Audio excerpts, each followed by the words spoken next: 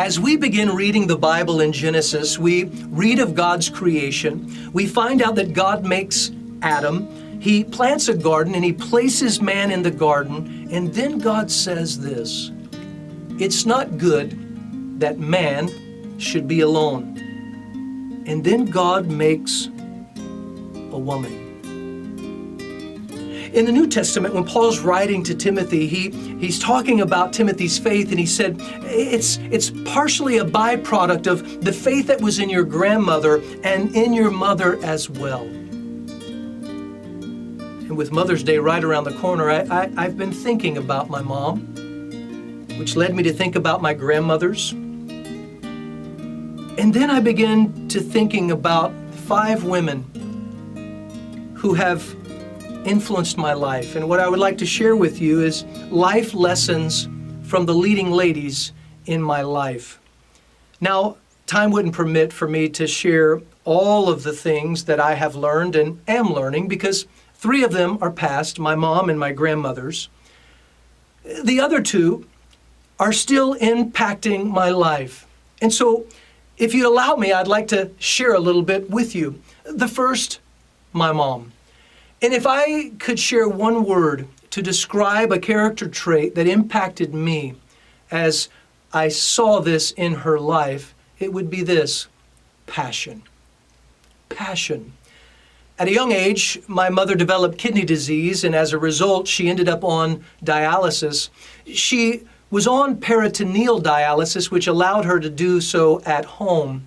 Now, at some point, I don't know when, she developed a passion, a love of gardening and plants and flowers. She had a green thumb. I was amazed. I don't believe it would be an exaggeration if you gave her a petrified piece of wood. She could plant that and cause it to bloom. She was amazing when it came to plants and those type of things. And it was her passion. She spent time doing it. She was always in her yard. She was bringing plants and flowers to my yard. She wanted to share that passion with me, and it became something that we could connect with.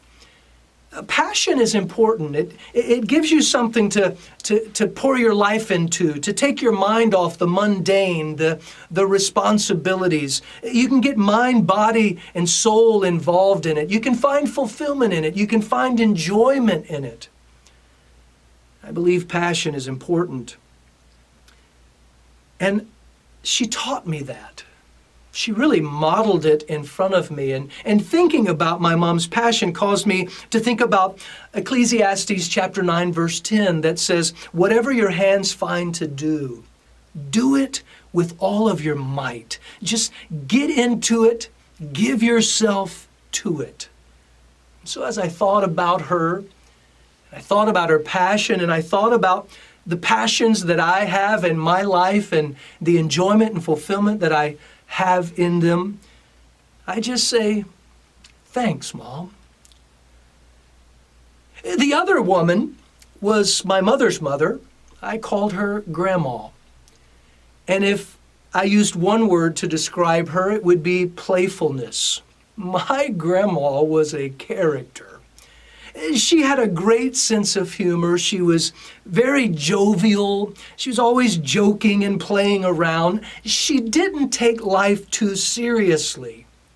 And she had a way of finding enjoyment in even the most menial things of life. And it's important for us to not lose this sense of playfulness that we have when we're a child. It creates this sense of adventure and exploration. My grandmother would just turn down roads as she was driving, and she would say, "I just did it to see where the road would take me." And so as I thought about my grandmother and I thought about this characteristic of playfulness, I was reminded of Proverbs 17:22 that says, "A merry heart does good like a medicine." We need to learn to laugh more. And so, as I think about this character trait in my grandmother, Once again, I say, thanks, Grandma. Now, my father's mother, my other grandmother, I called her Nanny.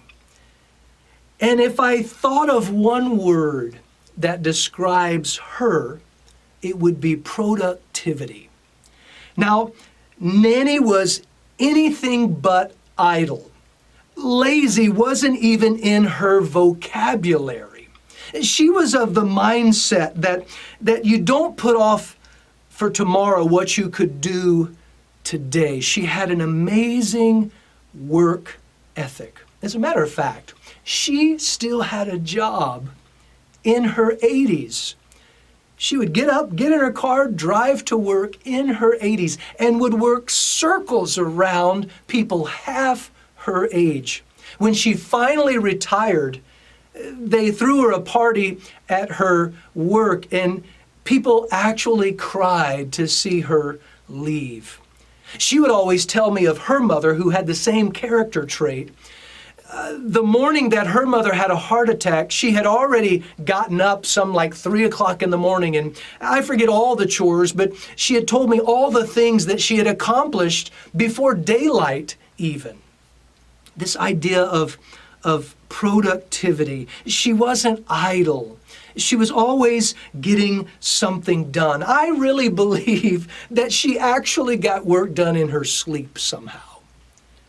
And as I thought about Nanny, I was reminded of Proverbs 14:23 that says, "In all labor there is profit." And so when I think about this character trait that she modeled in front of me and how it helped to instill a work ethic in me, well, today I say, thanks, Nanny. Now, the fourth woman, she's the mother of my children, my wife, my bride, Cindy. And as I said before, there's so many things I have learned from these individuals, but if I could sum her up with one word, it would be positivity.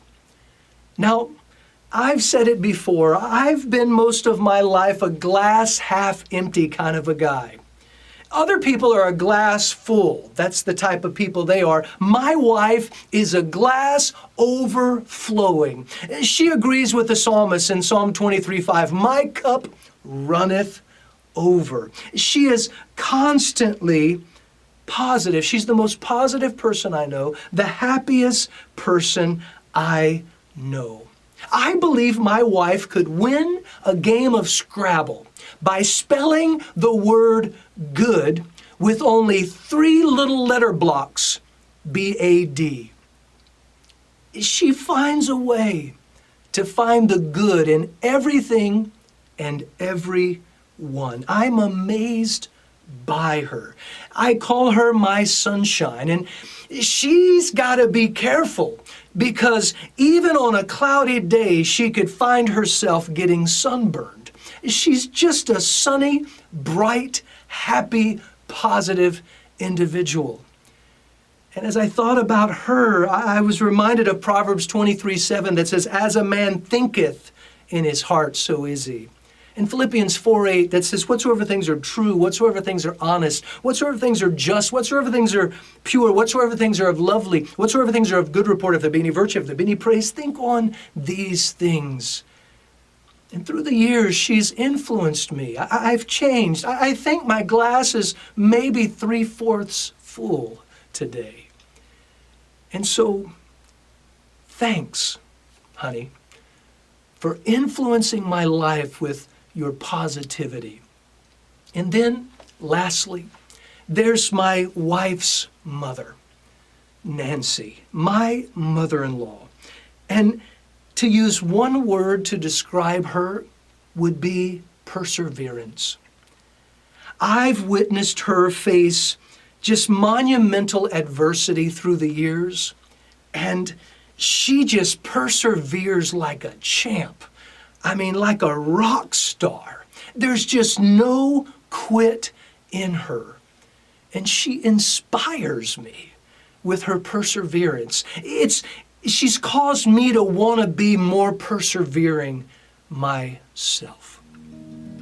These women and the passion, the playfulness, the productivity, the positivity, the perseverance, these amazing character traits, they've been modeled in front of me and they've molded me and shaped me. These valuable life lessons has helped make me the man that I am today. And I am so very thankful for it. And so I encourage you, give a shout out to your mom, to the women in your life that have impacted you. And hey, let's make every day Mother's Day.